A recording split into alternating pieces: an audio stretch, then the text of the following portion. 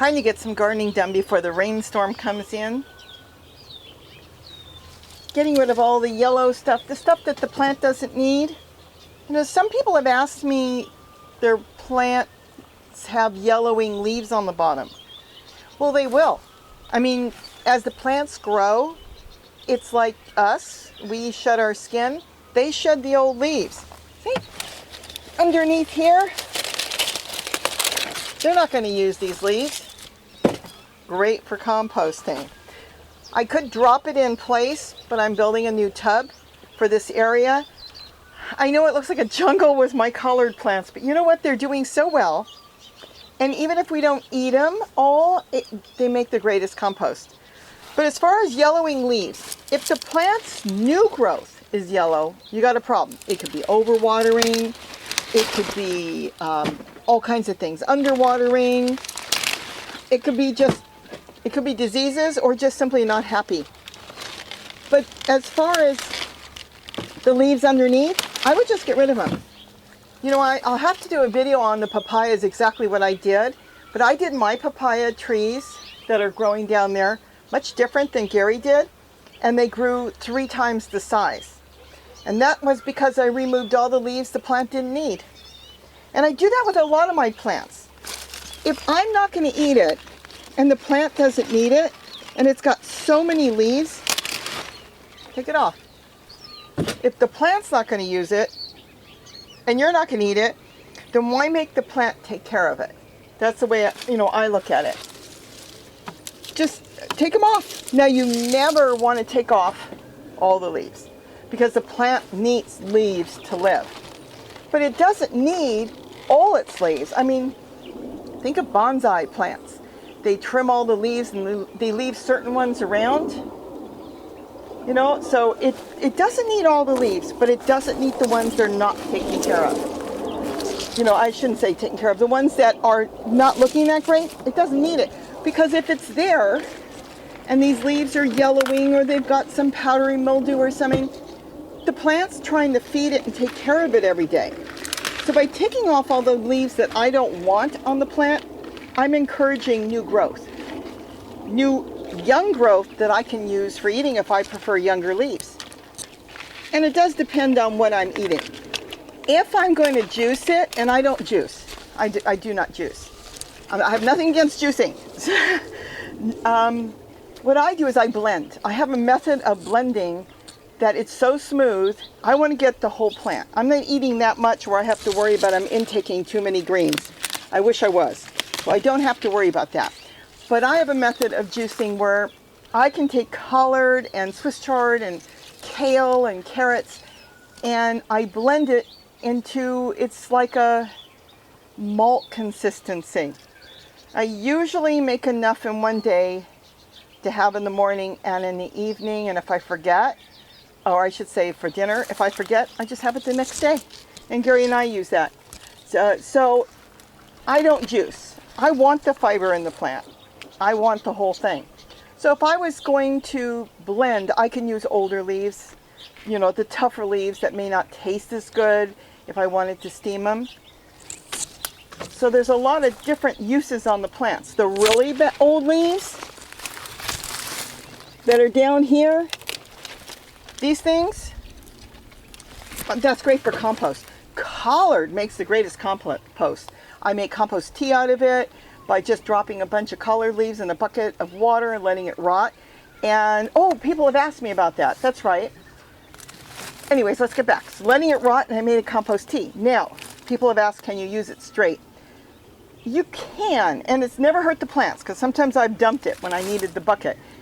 But it's better if you would mix like 1 or 2 cups to, let's say, a gallon of water, so you can spread it through more of your plants. And like I said in my video, when there's family parties here, I'm not allowed to have it because it does stink. So you'd want to use it once it breaks down. But this just makes the greatest compost tea. But I decided in here that this little tiny collard plant, actually there's 2 collards, one there and one here, turned into a jungle. And they're growing just beautiful. So I've decided to stick that tub there that Gary found out in the trash. Somebody threw it away. And I believe that one is a 5, so that's a good number. And we're going to drill the holes, not directing that way, because I don't want the water to go out in my walkway, but I'm going to drill the holes directing the water flow out of that container to my collard plants.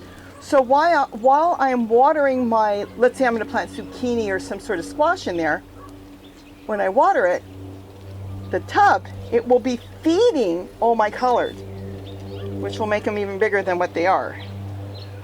That's all right. But, you know, think about things like that, because it works out so great. This is going.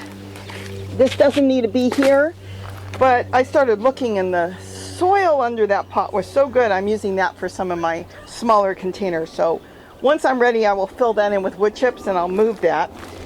This here, I don't know if you can see it. That's going to have to stay, because this is the collard tree. It's not a collard tree. It's just a plain old collard plant. It set root and it took off, and even though the holes are small in this container, once the roots leave the holes, then they get bigger underneath. So it's doing great, and I'm going to leave it. So I'm going to kind of push this in, no holes here, because I don't want the water to go this way. I'm going to put holes on this side so it will water this collard, and holes on that side, and it will water that collard, and I might put a couple on the back to water that way for anything else, because I have some other containers and the papaya tree, and they'll be sending roots all over. But no holes here. This way it will stay nice and kind of dry through here. So that should work really good. But as far as your plants, you can encourage plants to grow by simply removing the lower, oldest leaves. Again, if you're not going to eat it, and let's say the bugs got it, it's turning yellow, you just don't want it, it's in the way, compost it. So I'll be filling this tub up with leaves and all kinds of stuff from my garden, and then I'll throw some kitchen scraps in there, which I have here. And so this has got my, there's potato peelings in there, and bananas and carrots and eggshells and coffee grinds and everything out of the kitchen that was going to go into, let's say, garbage disposal or a trash can, and it will be going in there. So I'll get this up a little bit higher. See, I've got to put more in there. Then I'll dump that on top. And if I want to, I can throw some soil in from around here, any type of soil, because as soon as I throw soil in there, it seems like earthworms come. If I don't put anything in there, the night crawlers go up and they find their way in anyways. They'll also go through the holes.